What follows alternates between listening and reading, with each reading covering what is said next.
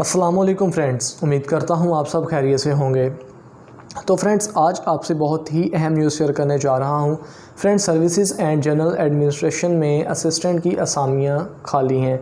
तो अगर बात की जाए पे स्केल की तो 16 है, टोटल पोस्ट 57 है। और अगर बात की जाए अप्लाई करने की जो लास्ट डेट है वो 7 सितंबर 2020 है।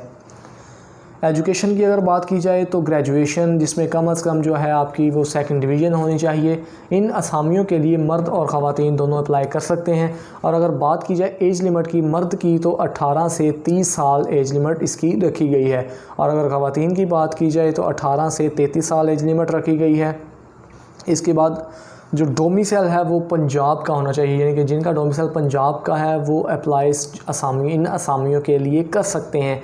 अप्लाई करने के लिए जो बहुत ही सिंपल मेथड है, बैंक में आपको 600 रुपया फ़ीस जमा करवानी होगी, जो चालान आपने पे करना है।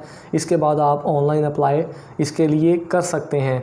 तो अगर बात की जाए पेपर की तो MCQ टाइप आपका पेपर होगा, 100 मार्क्स का पेपर होगा। और टाइम ड्यूरेशन की बात की जाए तो 90 मिनट का जो है टाइम ड्यूरेशन होगा।